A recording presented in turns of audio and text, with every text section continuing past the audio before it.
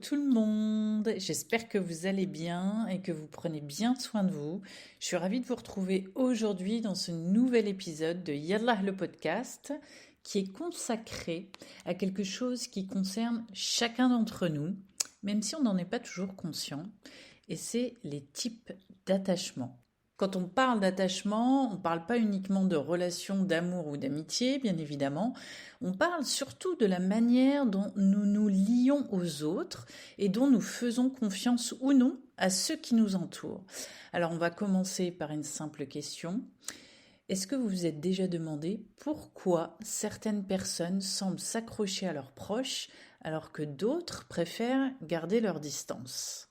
Mais vous me connaissez, on va y répondre très franchement tout au long de l'épisode et je vais d'abord vous expliquer ce que j'entends par attachement.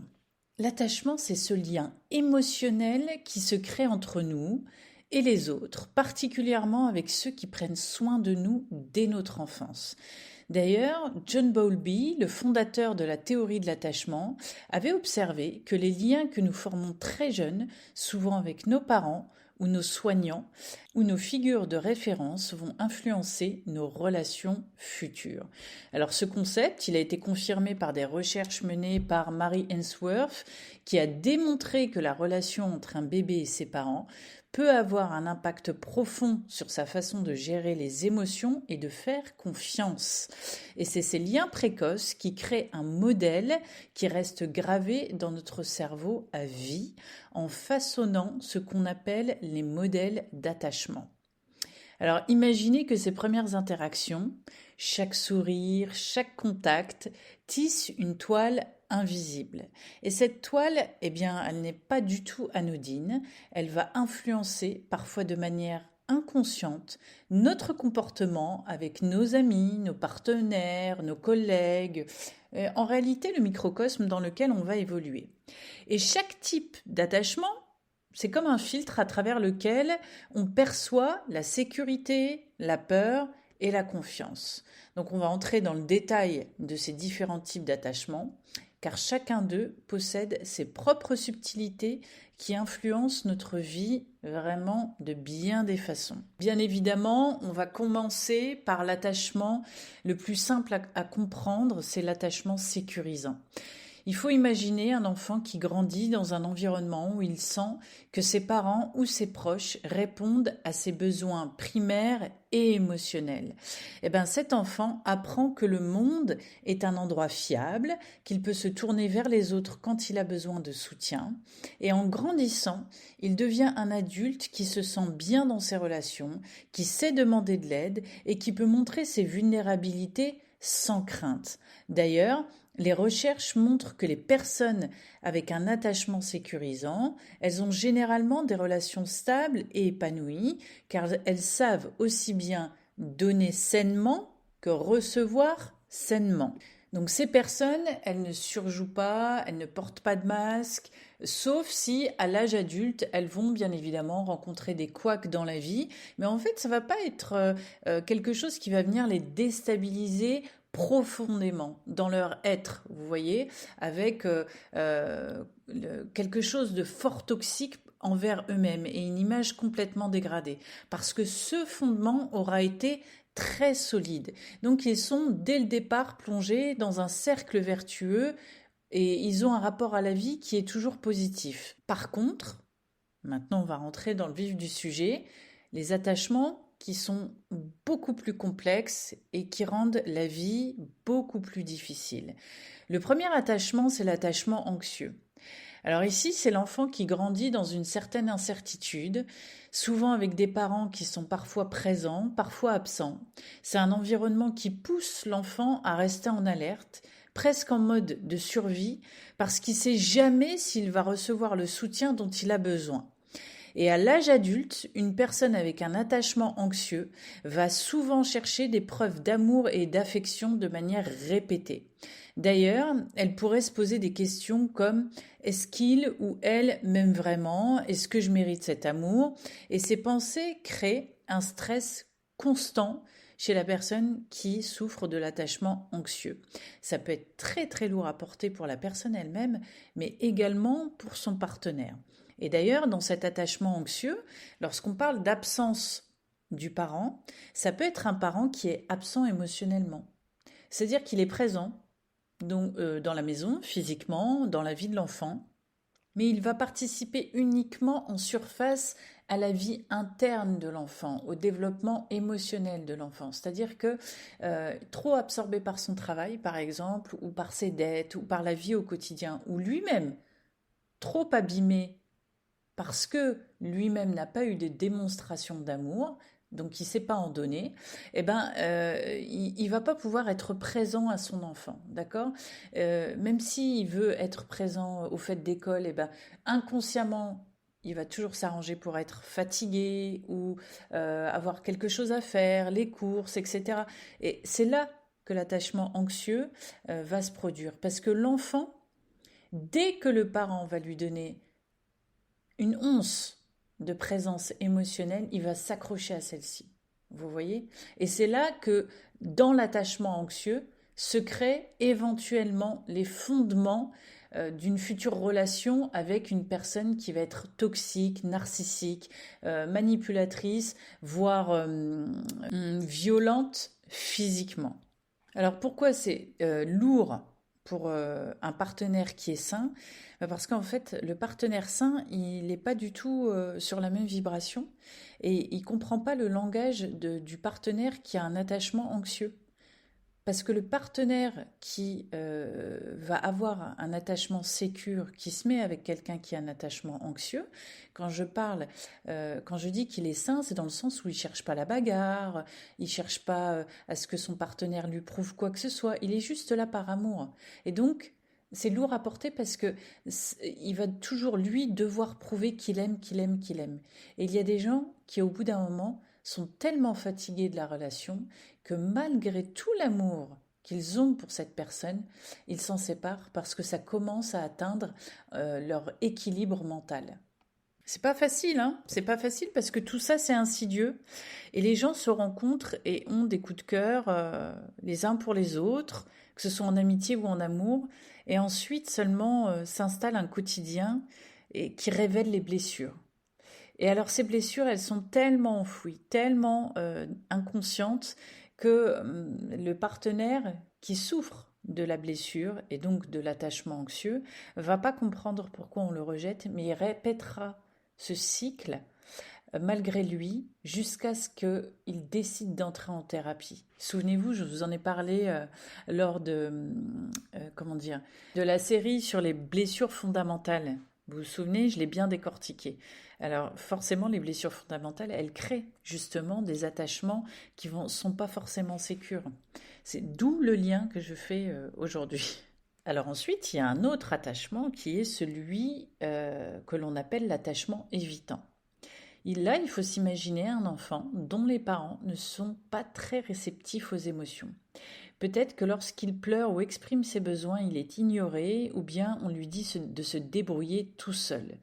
Eh bien, figurez-vous que celui-ci, cet attachement évitant, il intervient dès la sortie de l'hôpital ou de la clinique, et même parfois à l'hôpital ou à la clinique lorsque on a des femmes qui ne veulent pas du tout de cet enfant. Ok, et qui le négligent dès le départ. Ou alors, vous savez, la fameuse phrase de non, mais laisse-le pleurer, ça lui fera les poumons. Ou laisse pleurer le bébé, il fait un caprice. L'être humain qui est devant, qui pleure, il n'a pas 3 semaines de vie en dehors de l'utérus, de la matrice de sa mère. Et on lui prête déjà des intentions malveillantes, des intentions en fait qui fomentent quelque chose contre la mère, à savoir un caprice. Bon, ça, maintenant vous le savez, parce que je le répète tout le temps, un enfant n'a pas un système nerveux central mature qui va lui suggérer d'aller faire un caprice et donc de pleurer dans son lit. Ok? Le bébé n'a pas le cerveau assez développé pour dire je vais faire un caprice. Et donc l'attachement évitant, il peut se construire à ce moment-là puisque vous avez des bien-pensants qui vont vous dire non, non, laisse-le pleurer. Mais en fait, l'enfant, quand on le laisse pleurer, le bébé, quand on le laisse pleurer pendant 5, 10 minutes, un quart d'heure, il y en a des fois c'est horrible. Carrément, il les abandonne, et ils partent en boîte, etc. Eh ben, l'enfant, il s'arrête de pleurer tout simplement parce que son système nerveux central va lui envoyer tellement de cortisol qu'il va dire, tiens, il n'y a personne pour venir à mon secours, donc il s'habitue et il se tait. C'est horrible, hein, mais c'est comme ça. C'est une réalité. On a en neuroimagerie les preuves, en neurosciences, puisque bien évidemment c'est étudié en neurosciences. Et donc, ce type de réponse, donc d'absence de réponse du coup à ses besoins, va encourager l'enfant à pas trop se reposer sur les autres dès le départ.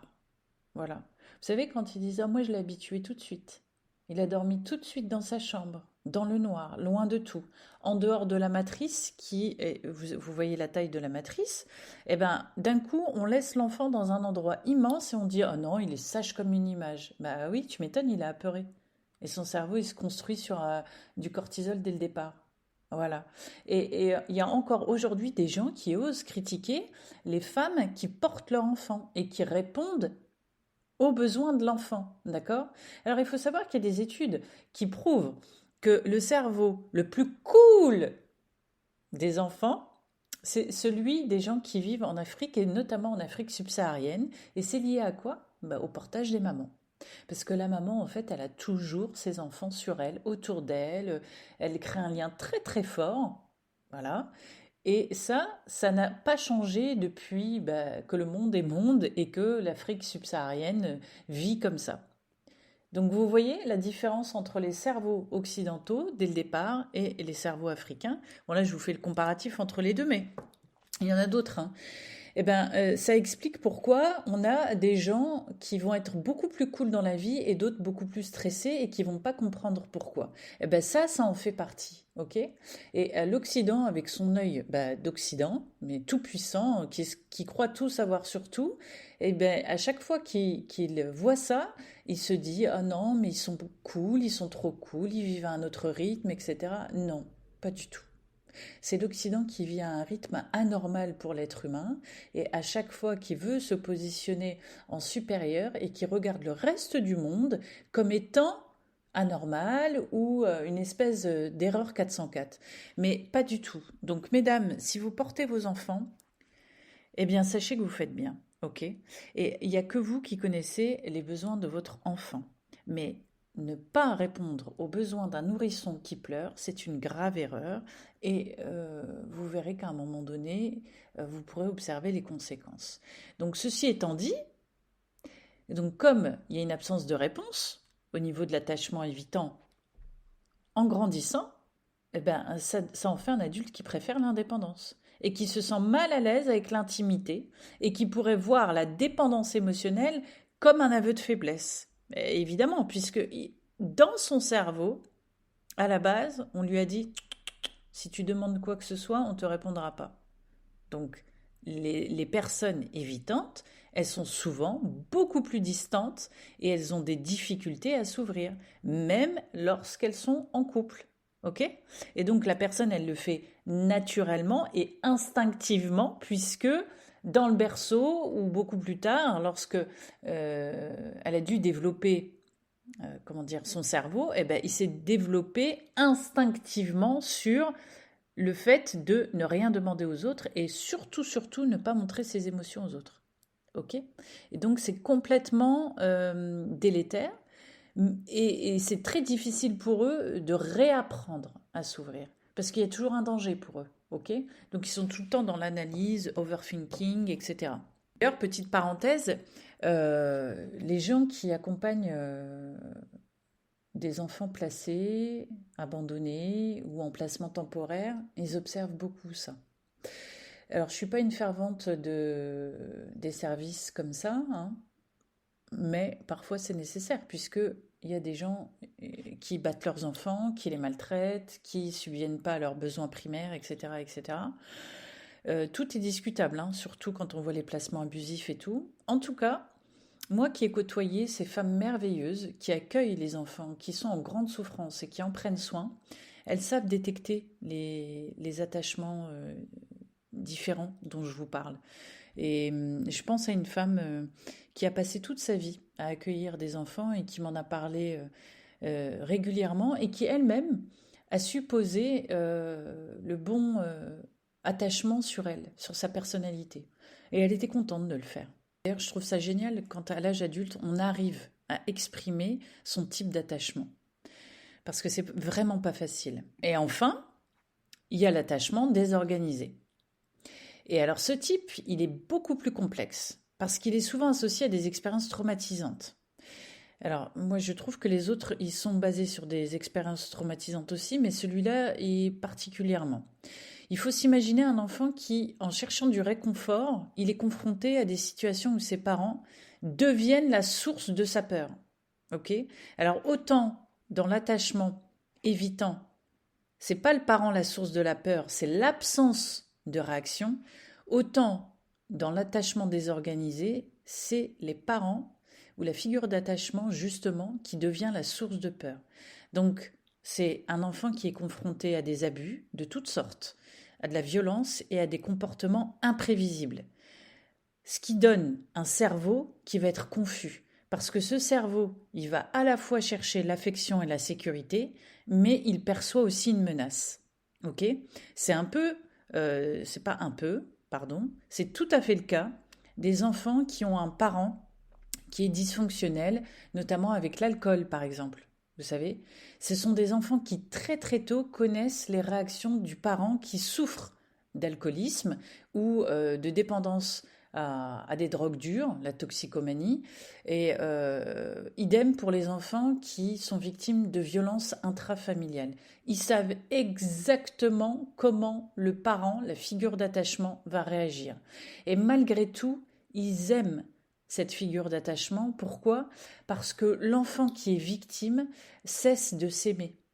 Il va jamais cesser d'aimer son parent. Il faudra beaucoup de thérapie ou alors qu'il devienne adulte pour comprendre les enjeux et donc se détacher de cette figure toxique qui l'a maltraité. Mais sinon, ils aiment en permanence leurs parents et cessent de s'aimer. Donc il y a vraiment une image complètement dégradée d'eux-mêmes qui s'installe et à l'âge adulte, cette personne, elle va osciller entre un besoin de proximité intense et une peur irrationnelle de l'intimité et de l'engagement.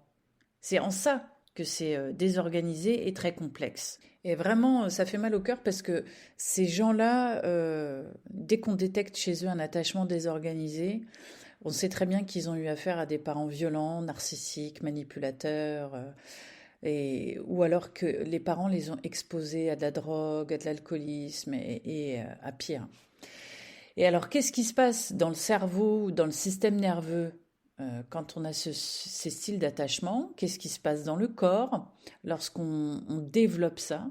Eh bien, on a le système nerveux qui joue un rôle central dans ces réactions, notamment au niveau de l'amygdale, qui est la zone du cerveau liée aux émotions et à la peur.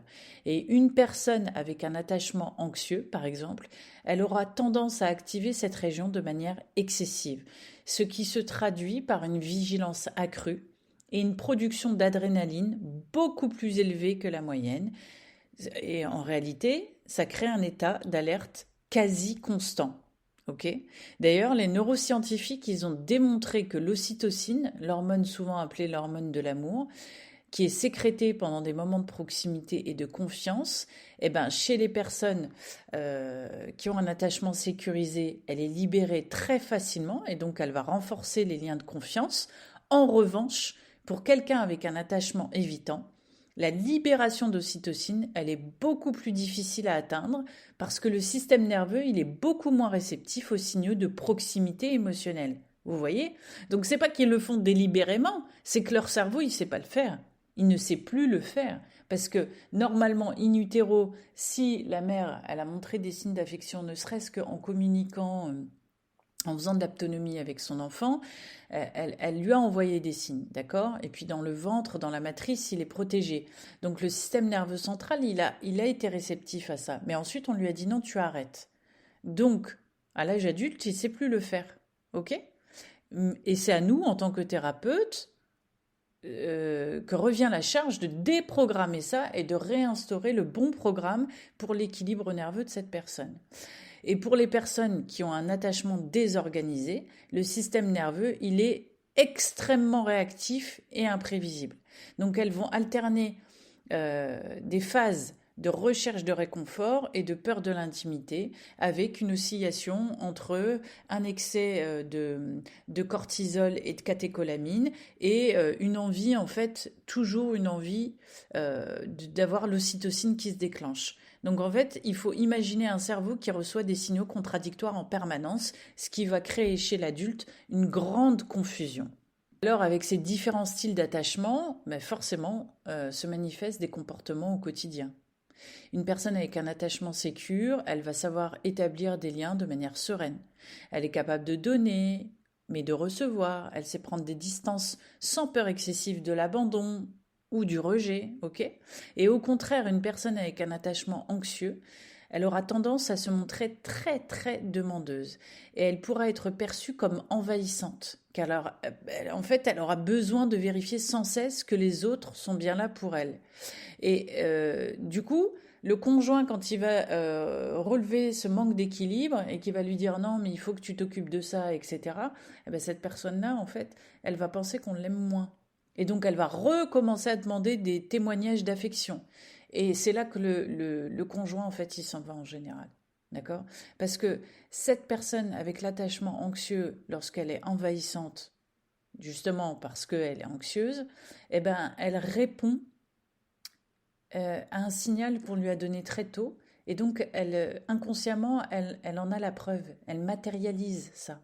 Vous voyez, c'est le chien qui se mord la queue. Ah ben je savais qu'il allait m'abandonner, je savais en fait qu'il m'aimait pas, et la preuve c'est qu'il me quitte, ou qu'elle me quitte, hein, d'accord? C'est une réponse à une programmation très tôt, ok? Et donc son attachement anxieux, il va venir lui jouer des tours à chaque fois, jusqu'à ce que cette personne prenne conscience qu'il y a un souci et qu'elle doit le réparer. Oui, parce que je vous le rappelle, vous n'êtes pas responsable de ce qu'on vous a fait, mais vous serez toujours responsable de votre guérison.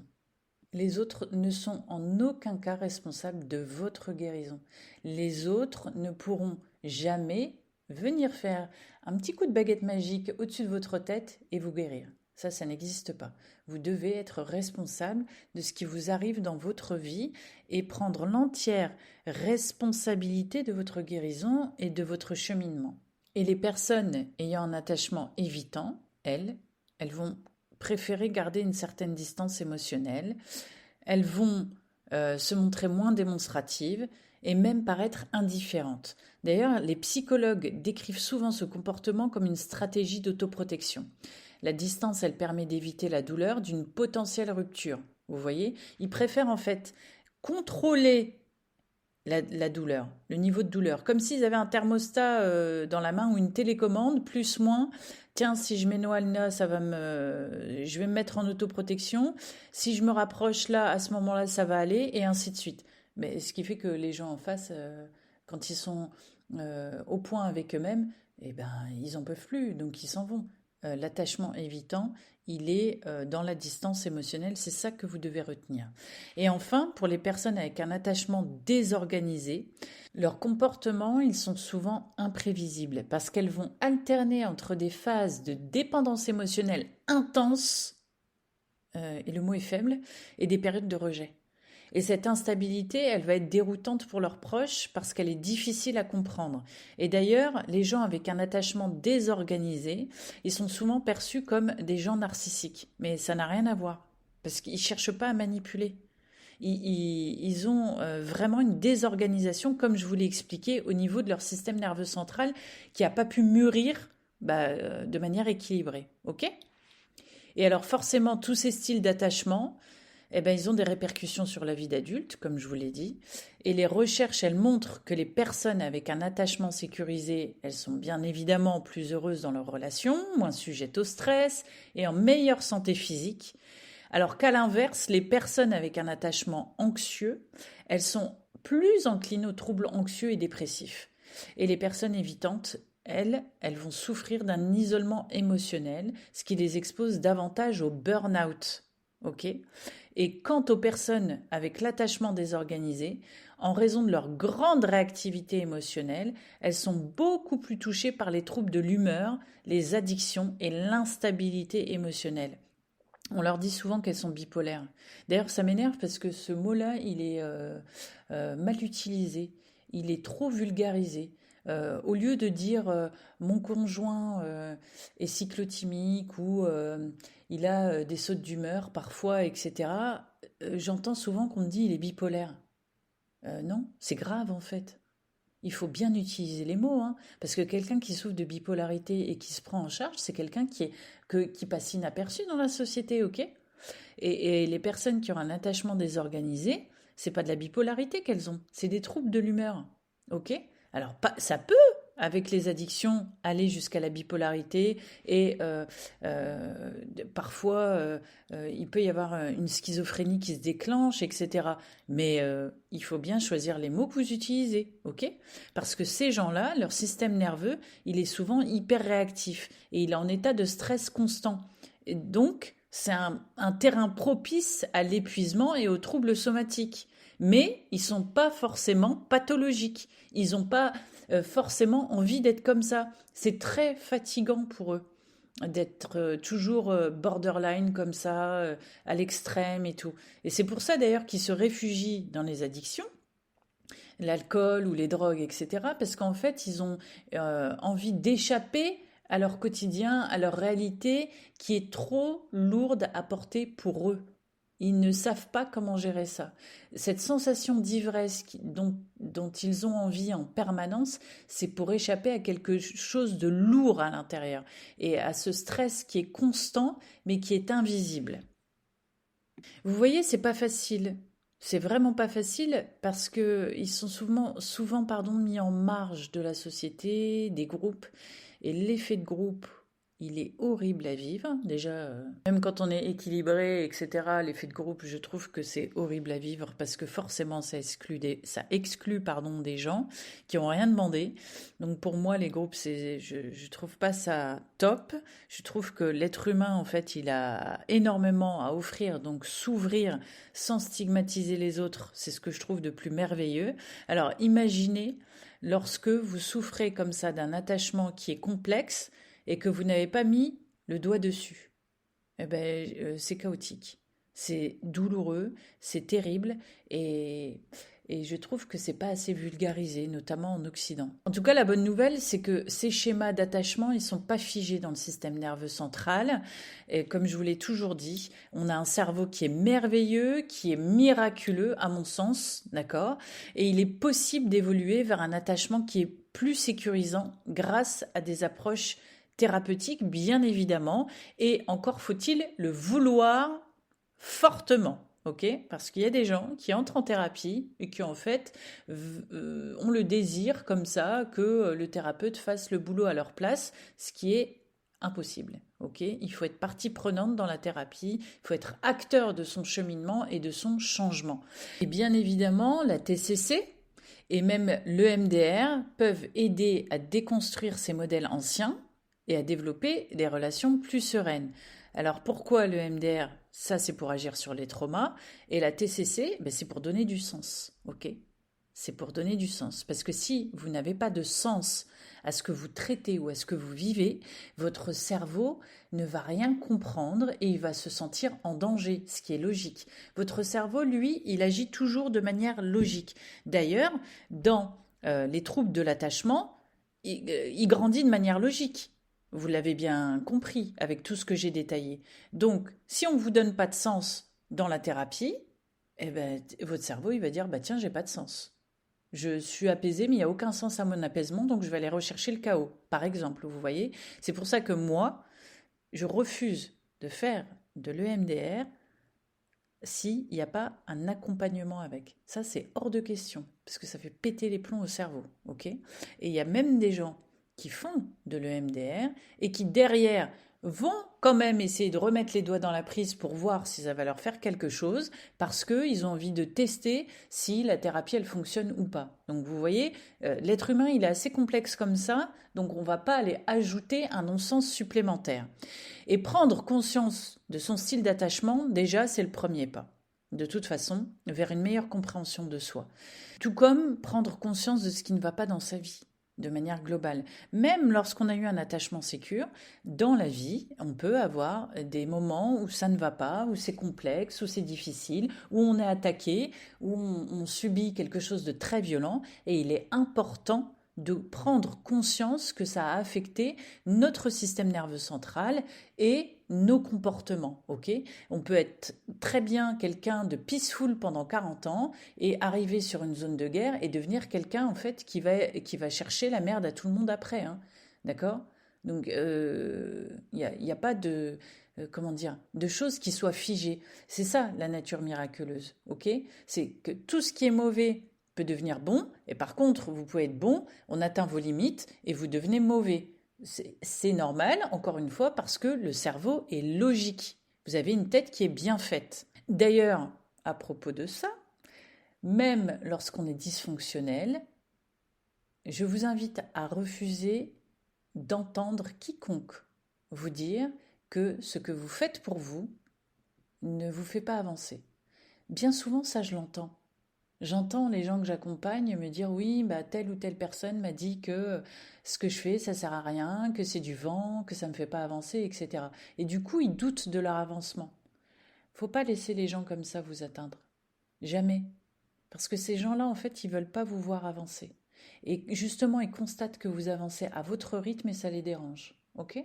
Parce que lorsqu'on est quelqu'un de bien, et qu'on est à l'aise dans ses baskets et dans sa propre vie, on va jamais remettre en question l'avancement de quelqu'un. Ok? On va remettre en question quelqu'un qui rentre dans une secte, qui fréquente des gens qui sont extrêmes, des gens qui ne veulent pas le bien de l'humanité, qui protègent une partie de l'humanité quand ça les arrange et pas une autre partie parce que ça va à l'encontre de leurs valeurs qui sont complètement tordues. Vous voyez? Vous voyez où je veux en venir? Donc ne vous laissez jamais avoir par un discours qui va être négatif quant à votre évolution.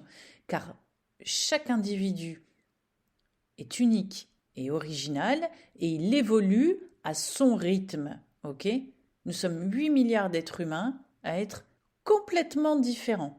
Ok? Et j'aimerais aussi ajouter que il y a certains endroits sur cette terre où il va y avoir plus d'attachements anxieux, plus d'attachements désorganisés, tout simplement parce qu'il y a des cultures qui valorisent l'indépendance émotionnelle. Les cultures nord-américaines, nord-européennes, elles encouragent, l'indépendance émotionnelle. Mais à un tel paroxysme que justement, du coup, il n'y a plus de lien à l'intérieur des familles. Il n'y a plus de, je m'occupe de mon enfant, même à 30 ans, s'il a un souci émotionnel. Vous voyez? Et du coup, ça crée de gros clashs entre les gens lorsque la maman, elle veut être proche de ses enfants, lorsque elle veut s'en occuper, être à la maison, etc. Vous vous souvenez, je vous parle souvent des cultures, hein, des différences dans les cultures, et c'est très important. C'est très important parce que ça fait partie de vous, c'est votre identité. Et on ne peut pas vous désolidariser de votre identité et de vos origines. C'est une aberration totale. Il faut vous prendre dans votre entièreté pour vous accompagner. Sinon, ça veut dire qu'on se regarde le nombril et qu'on vous annonce des généralités qui n'ont aucun sens pour vous. Et du coup, c'est comme si on vous disait « Oh non, c'est pas valide ce que tu me racontes. » Donc, comme les Nord-Américains et les Nord-Européens valorisent l'indépendance émotionnelle, eh ben, il y a d'autres endroits dans ce monde qui vont valoriser justement la dépendance émotionnelle. Alors ce ne sera pas forcément mieux, mais en tout cas les gens ils grandissent avec tout un village autour d'eux. Ok, s'il n'y a pas les parents, il y a l'oncle, il y a la tante, il y a les grands-parents, il y a la voisine. Vous voyez, ils vivent en communauté et moi je trouve que c'est formidable. Ok, parce que même s'il y a des choses à revoir dans certaines structures familiales ou sociétales, les sociétés qui organisées autour de l'enfant pour relayer les parents s'ils sont fatigués, si la maman elle est trop épuisée parce que elle fait par exemple une dépression postpartum, etc., ben, au moins l'enfant, lui, il va toujours ressentir un attachement sécure. Vous voyez? Et on n'est pas là à se regarder de nombril et à dire non, je dois me débrouiller, et puis je suis la mère parfaite et je me lève et je bosse alors que mon enfant, il a 4 semaines. Parce que figurez-vous que dernièrement, il y a quelqu'un qui m'a contacté pour me demander mon avis sur cette question. Est-ce que je peux reprendre à 4 semaines de vie de mon enfant et le confier? Je lui dis, mais si vous me demandez l'autorisation, vous n'avez pas à me le demander. Vous faites ce que bon vous semble. Par contre, si vous me demandez si ça va être délétère pour votre enfant, oui. Pour moi, oui. À 4 semaines, l'enfant doit être avec ses parents, que ce soit le père ou la mère, hein, d'accord? Et à 4 semaines, votre corps, déjà, il n'est pas prêt à reprendre. Parce que c'est comme ça. Et dans une société qui valorise les femmes qui accouchent et qui le lendemain reprennent une activité professionnelle, j'ai des questions comme ça aujourd'hui. Ou alors des gens qui vont nous dire: ah mais moi j'ai travaillé jusqu'au jour de mon accouchement. J'avais l'ordinateur avec moi, ou j'en sais rien, moi j'étais sur les toits, ou j'étais au bureau, etc. Mais demain il vous arrive quelque chose, votre patron il en aura rien à faire, hein. Si votre enfant décède parce que vous avez travaillé ou parce que vous avez un accident du travail ou pour n'importe quoi, hein, X raison, et que votre accouchement se passe mal et que vous vous retrouvez en soins intensifs, etc., votre patron, il va pas venir vous donner une médaille.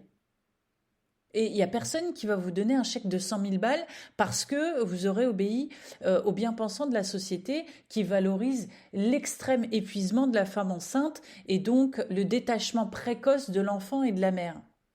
Ça n'a jamais donné quelque chose de bien, hein, ok? Et on le voit parce que les bébés, ils ont ce qu'on appelle un syndrome de glissement. Ils se laissent mourir quand la mère, elle n'est pas là. Et il faut vraiment qu'il y ait une nourrice très très proche qui le sécurise, etc., pour qu'il ait envie de vivre. D'ailleurs, j'ai longuement discuté avec un chef de service de pédiatrie parce qu'il y a un bébé qui avait une bronchiolite et sa maman, elle bossait. Elle ne pouvait pas faire autrement. Et il ne le savait pas qu'elle ne pouvait pas faire autrement. Et du coup, un jour, il l'a engueulé. Il lui a dit: maintenant, vous choisissez. C'est soit vous restez auprès de votre enfant, soit vous demandez à quelqu'un de venir, soit nous, on prend le relais complètement. Donc elle s'est écroulée parce qu'elle lui a dit qu'elle était isolée, qu'elle ne pouvait pas faire autrement. Il lui a dit: oui, mais moi, votre enfant, en fait, j'arrive pas à le guérir parce qu'il est en train de se laisser aller. Et il se laisse aller parce que sa figure d'attachement n'est pas là. Et non, après, il s'est rattrapé, etc. Il m'a expliqué. Il était vraiment mal. Il était meurtri pour cette situation, pardon, parce que c'est des situations qui arrivent très souvent. Et pourquoi? Parce qu'en fait, quand on est isolé, on ne peut pas faire autrement. Et il y a beaucoup de personnes qui sont isolées avec leur enfant en bas âge. C'est terrible, hein. C'est pour ça que je valorise justement ces sociétés où on est autour de l'enfant comme un village. Vous voyez? Parce que justement, la mère, elle peut s'apaiser, elle peut subvenir aux besoins de l'enfant, c'est-à-dire avoir de l'argent, travailler et aller chercher de quoi subvenir aux besoins primaires de son enfant. Et comment dire, elle sera pas inquiète pour son petit. Vous le savez, là j'ai fait une digression parce qu'en fait je pourrais vous en parler des heures, parce que moi dès que ça touche l'enfant, l'enfance, etc., je deviens dingue et donc je pars dans tous les sens. Et c'est d'ailleurs pour ça, si vous vous posiez la question pourquoi je ne m'occupe pas des enfants ou très rarement, c'est à cause de ma sensibilité. Voilà, maintenant vous le savez, je le dis, c'est ma sensibilité. Et d'ailleurs, je tire mon chapeau à tous ceux qui travaillent, par exemple, à la brigade des mineurs, qui travaillent en soins intensifs pour les petits, qui travaillent en pédiatrie, parce qu'ils voient arriver des choses de dingue. Ils voient arriver des enfants polytraumatisés parce qu'on les a agressés physiquement, des bébés, d'accord? Les médecins légistes qui font les rapports sur ces enfants, je leur tire mon chapeau. Moi, je ne pourrais pas, parce que je deviendrais dingue et je me retrouverais à la place des accusés, moi aussi, puisque j'aurais cassé la tête de quelqu'un, j'aurais réagi de manière disproportionnée, etc. Je tire mon chapeau à ces gens-là. Par contre, soigner les adultes qui ont besoin, je suis là et entièrement là, et alors je me regarde absolument pas. J'ai aucun ego dans ma pratique. Et ça, je remercie Dieu chaque jour, alhamdoulilah, de ne pas avoir d'ego dans ma pratique. C'est-à-dire que je sais ce dont je suis capable, mais si j'atteins une limite avec quelqu'un, ou si je ne peux pas faire le tour de la question, etc., je le dis de manière très franche aux gens et je leur recommande quelqu'un. Vous voyez? Et si, par exemple, je suis en empathie plus avec les gens, ce qui m'arrive très souvent, les gens que j'accompagne, ils le savent très bien, eh ben, je le montre. Je peux pleurer, moi, devant les gens, ça ne me dérange pas. Je veux pas qu'il y ait une distance, vous savez, de supérieur avec les gens. Je veux pas avoir une position haute avec les gens. Je ne suis pas au-dessus des gens que j'accompagne, je suis simplement là avec une expertise que je leur transmets. Et c'est pour ça que c'est un cercle vertueux et c'est pour ça que je suis sûre que si je les appelle pour quelqu'un d'autre, ils répondent présents. Parce qu'il n'y a pas ce truc de supériorité. Et tout simplement parce que je n'aimerais pas qu'on l'ait avec moi. Vous voyez, j'aimerais bien que ce soit comme ça pour tout le monde. Parce que si on regardait les gens à hauteur, tout le temps, sans condescendance, eh ben ça irait beaucoup mieux. Bon, ceci étant dit, j'espère que vous y voyez plus clair sur tous les styles d'attachement, que vous arrivez à percevoir le vôtre. Et si vous avez des questions, n'hésitez pas. N'hésitez pas à me poser la question. J'adore en discuter, vous le savez. Et surtout, prenez soin de vous. Il n'y a aucune honte à avoir de l'amour pour soi et de le transformer en soin. Et renseignez-vous sur ces choses-là. N'écoutez pas que ce que je vous dis, renseignez-vous. Vous savez que le savoir, c'est le pouvoir. Lisez des bouquins, écoutez d'autres podcasts, écoutez des gens en fait qui ont de la bouteille, de grands psychiatres, etc.